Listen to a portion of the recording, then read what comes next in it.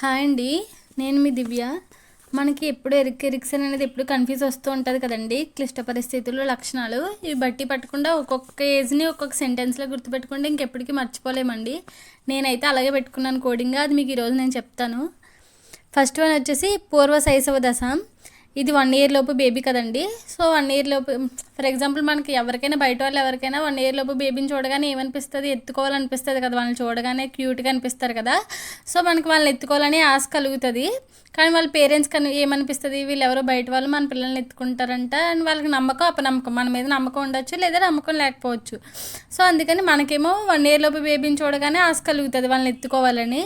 But వాళ్ళ పేరెంట్స్కి నమ్మకం, అపనమ్మకం. అంతేనండి. ఒక సెంటెన్స్లో ఆశ, నమ్మకం, అపనమ్మకం వచ్చేసింది కదండి. సో 1 year మీరు ఏం గుర్తుపెట్టుకుంటారంటే 1 year లోపు బేబీని చూడగానే ఎత్తుకోవాలనిపిస్తుంది. బట్ వాళ్ళ పేరెంట్స్కి మాత్రం నమ్మకం, అపనమ్మకం. నెక్స్ట్ వచ్చేసి ఉత్తర శైశవ దశ. ఇది 2 నుంచి 3 వరకు, 3 years వరకు ఉంటుంది. 2-3 years బేబీస్ అయితే కొంచెం నడిచేస్తారు, అంతా తిరిగేస్తూ ఉంటారు కదా.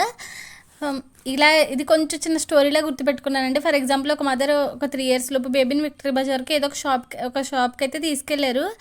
ఆ బేబీ ఏంటంటే ఇంకా 8 years బేబీని మనం పట్టుకోలేం కదండి, ఎక్కువగా నడిచేస్తూ తిరిగేస్తూ ఉంటారు కదా. సో ఆవిడ విక్టరీ బజార్కి వెళ్ళిన తర్వాత ఆ పిల్లవాడు ఏంటంటే మనోబలంతో స్వయంగా తనకు తానే నడిచేసి అంతా తిరిగేస్తానంటాడు. సో ఇక్కడ మనోబలం వచ్చింది, స్వయం కూడా వచ్చింది కదండి. సో మొత్తం తిరిగేస్తాను నేనని మనోబలంతో స్వయంగా తిరిగేస్తానంటాడు. బట్ వాళ్ళ అమ్మకి సందేహం ఏంటంటే వీడు ఎక్కడ ఏం లాగేసి నాకు తలంపు తెస్తాడో, నాకు సిగ్గుపడి పని చేస్తాడేమో అవన్నీ వాళ్ళ మమ్మీకి అయితే కొంచెం సందేహం కలుగుతుందండి. అంతేనండి స్టోరీ అయితే. ఇప్పుడు మీరు ఏజ్ కూడా అక్కడే వచ్చేస్తుంది కదండి. 2 or 3 years లోపు బేబీని ఒక మదర్ విక్టరీ బజార్కి ఎక్కడికో తీసుకెళ్తే ఆ బాబు మనోబలంతో స్వయంగా నేనే నడిచేస్తాను, మొత్తం అంతా తిరిగేస్తాను అంటాడు. సో ఇంతకు వాళ్ళ మమ్మీకి ఏంటంటే సందేహం. ఏం సందేహం అంటే వీడు ఏమైనా లాగేస్తాడా, ఏమైనా అక్కడ ఏమైనా చింపేస్తాడా అని, ఏమైనా తలంపు తెస్తాడా అని ఆవిడ భయం అండి. అంతే. నెక్స్ట్ వన్ వచ్చేసి క్రీడాదశ అండి.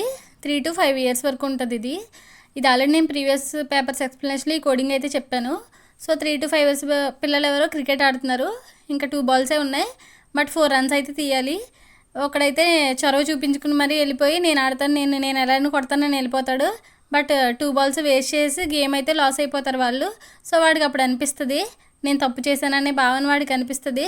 సో వాడి వల్ల ప్రయోజనం ఏమీ లేదు, లక్ష్యం కూడా నెరవేరలేదు. అంతేనండి. ఒక సెంటెన్స్లో గుర్తుపెట్టుకోండి, మీరు ఎప్పటికీ మర్చిపోలేరు. సో క్రీడాదశ కదండి ఇది. సో క్రీడాదశ 3 to 5 years పిల్లలు క్రికెట్ ఆడుతుంటే అందులో ఒకడు నేను ఆడతానని చొరవ తీసుకుంటున్నాడు.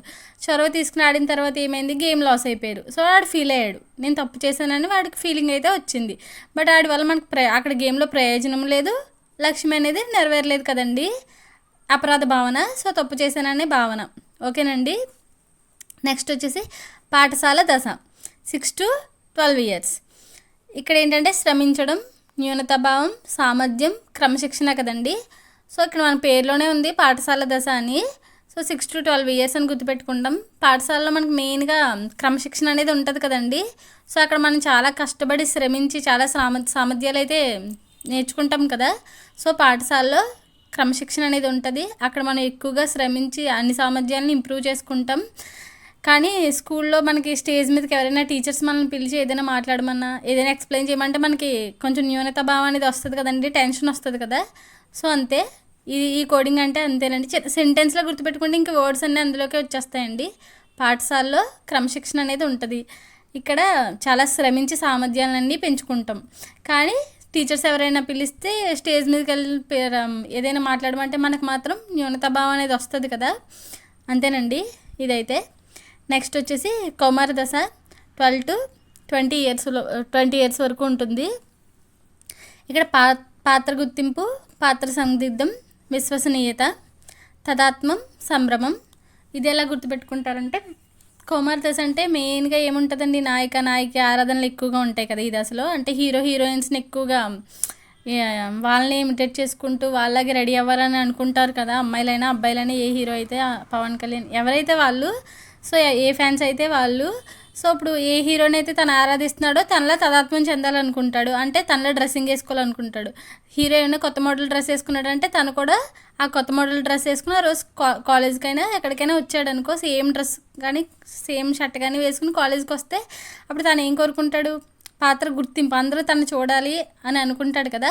సో అలా పాత్ర గుర్తింపు కోరుకుంటాడు. ప్లస్ ఇంకోటి ఏంటంటే మనకి ఎప్పుడైనా సరే కొత్త బట్టలు వేసుకుంటే ఏమవుతుందండి, కాన్ఫిడెన్స్ అనేది కొంచెం పెరుగుతుంది కదా జనాల్లో ఉన్నప్పుడు. సో విశ్వసనీయత అనేది పెరుగుతుంది కొత్త డ్రెస్ వేసుకుంటే. ఎవరిని ఇక్కడ కోడింగ్ ఎలా అంటే, కోమర్ దశలో ఉన్న ఒక టీనేజ్లో ఉన్న ఒక అబ్బాయి కానీ అమ్మాయి కానీ ఒక హీరోయిన్ తదాత్మ్యం చెందించుకుని తనలో డ్రెస్ వేసుకుని కాలేజ్కి వెళ్ళింది. సో కాలేజ్కి వెళ్ళిన తర్వాత అందరూ నన్ను బాగా గుర్తించాలి అని అనుకుంటుంది, పాత్ర గుర్తింపు. సో తన క్యారెక్టర్ని అందరూ గుర్తించాలి అని అనుకుంటుంది. తనకి విశ్వసనీయత కూడా పెరుగుతుంది, ఎందుకంటే న్యూ డ్రెస్ వేసుకుంది కదా.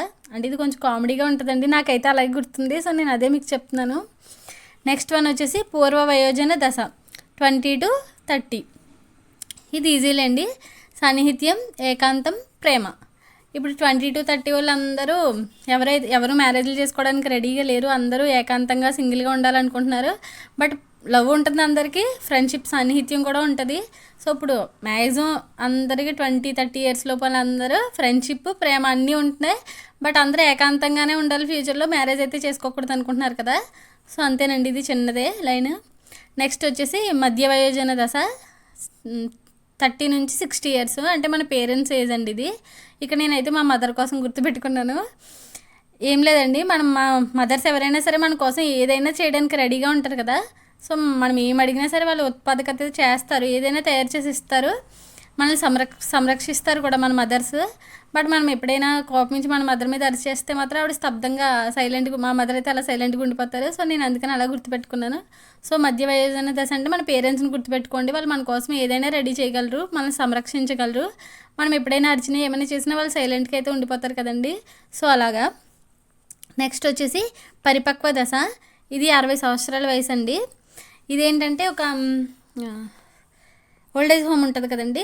సో ఓల్డేజ్ హోమ్ని తీసుకుందాం. ఓల్డేజ్ హోమ్లో అందరూ సమగ్రంగా కలిసి అయితే ఉంటారు. అక్కడ ఏ వర్క్ అయినా సరే చిత్తశుద్ధితో సూక్ష్మబుద్ధితో చేస్తారు ఆ ఓల్డేజ్ హోమ్లో.